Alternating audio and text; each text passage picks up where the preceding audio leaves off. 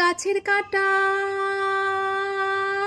খোপার কাঁটা, গাছের কাঁটা খোপার কাঁটা, কাঁটা অনেক রকম, এত কাঁটার চেয়েও জ্বালায় পিরিত কাঁটার জখম। গাছের কাঁটা খোপার কাঁটা। বুঝলেন বুঝলেন বুঝলেন কি কথাটা? না, বুঝতে হবে না। Good afternoon. আমি আজকে যে মাছটা নিয়ে রেসিপিটা করব রান্নাঘরে, সেটার কোনো কাঁটা নেই। একটাই মাত্র কাঁটা আছে, যে কাঁটাটা অনায়াসেই বের করে দেওয়া যায়। ছোট বড় বুড়ো, যার দাঁত আছে যার দাঁত নেই, সবাই খেতে পারবে। আজকে আমি পাবদা মাছ বানাবো, তো চলো আমার রান্নাঘরে।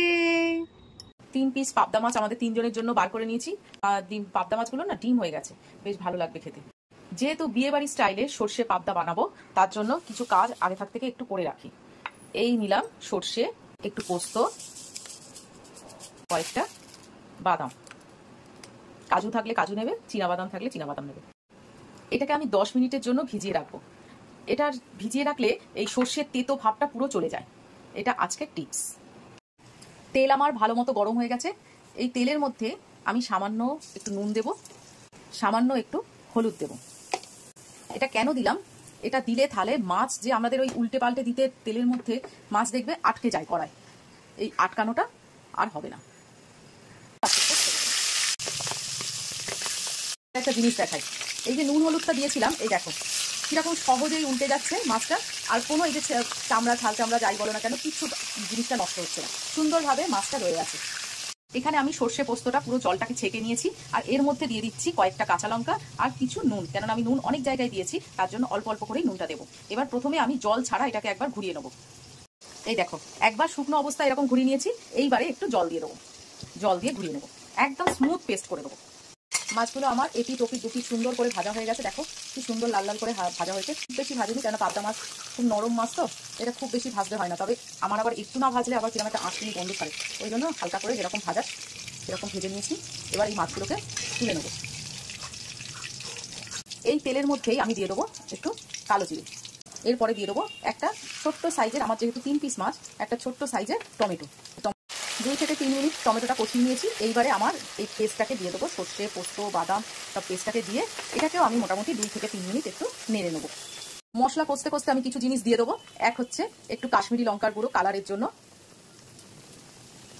ব্যালেন্সের জন্য একটু চিনি দিয়ে দেবো, আর সামান্য একটু হলুদ দিয়ে দেবো। এখনই আর নুনটা দিচ্ছি না, কেন আমি পরপর অনেকবার নুন দিয়েছি, যদি নুন দরকার লাগে পরে নেবো। ভালো করে কষে নেবো। 3টে কাঁচা লঙ্কা চিড়ে আমি এর মধ্যে দিয়ে দেবো। সে পোস্ত এই পেস্টটা যখন কষবে তখন কিন্তু ফ্লেমটাকে একদম লোতে রেখে দেবে। আমিও কিন্তু এই লো ফ্লেমেই মশলাটা কষে নিলাম। দেখো পুরো তেল ছেড়ে দিয়েছে। এইবারে আমি এই বাটি ধোয়া জলটা দিয়ে দেবো। আমার ফুটে উঠেছে, এইবারে আমি পাবদা মাছগুলোকে এক এক করে ছেড়ে দেবো।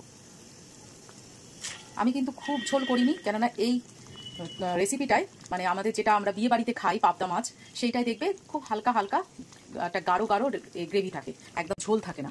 আমি সেই রকম বিয়ে বাড়ি স্টাইলেরই করতে চেয়েছি এবং তোমাদের করে দেখাচ্ছি। আমার গ্রেভি ভালো মতো ফুটে গেছে, মাছগুলো আমার নরম হয়ে গেছে গ্রেভির মধ্যে থেকে। এইবারে আমি লাস্ট মোমেন্টে একটু ধনে পাতা ছড়িয়ে দেবো। যেহেতু সর্ষে পোস্ত, তার জন্য লাস্টে একটু কাঁচা তেল দিতেই হবে, এটা মাস্ট। এটা না দিলে না সর্ষে পোস্তর একটা আনন্দটাই আসে না। তো দুর্দান্ত হয়েছে, পুরোপুরি বিয়ে বাড়ি স্টাইলের মতোই হয়েছে। আর খেতে আমি একটু আগেই দেখেছিলাম যে তেতো হলো কিনা, দেখতে গিয়ে দেখলাম সত্যি একদম বিয়ে বাড়ি স্টাইলের মতোই খেতে হয়েছে। এবার এই গরম গরম ভাতের সঙ্গে 1 পিস মাছ, আর কি চাই। দেখো আমি ভাত নিয়ে নিয়েছি, আর এই নিয়ে নেবো ডিম ভরা একেবারে পাবদা মাছ। করি বাবা, চামচে করে উঠছেই না। আর এই নিয়ে নেবো গ্রেভি। তো এইবার খেতে শুরু করি। এই খাবার সময় না এত হাসি পায়, মাঝে মাঝে এক একটা কমেন্টে আসে, এইরকম করে দেখিয়ে দেখিয়ে খাচ্ছ, এইগুলো মনে পড়লে না সত্যি আমার খুব হাসি পায়, কষ্ট লাগে যে তোমাদের ছাড়া খাচ্ছি। কিন্তু কি করবো, আমাকে তো দেখাতে হবে, আমাকে তো বোঝাতে হবে যে কেমন হয়েছে। খারাপ হলে খারাপ বলবো, ভালো হলে অবশ্যই ভালো বলবো। তো এই মাছ নিলাম, গ্রেভি নিলাম, আর একটু ভাত নিলাম। কেমন হয়েছে বিশ্বাস করো। ও যেরকম মাছটা সেরকম গ্রেভিটা, কি করে বলি যে কেমন হয়েছে, দুর্দান্ত। একটাই কথা বলতে পারি, দুর্দান্ত, অসাধারণ। বিশ্বাস করো আমি একটা বিন্দু মিথ্যে কথা বলছি না। আমার মতো এরকম ভাবে করো, দেখবে খুব ভালো হবে। আমি খেয়ে নিই, আর তোমরা তোমাদের বাড়িতে এই রান্নাটা করে এনজয় করো। টাটা।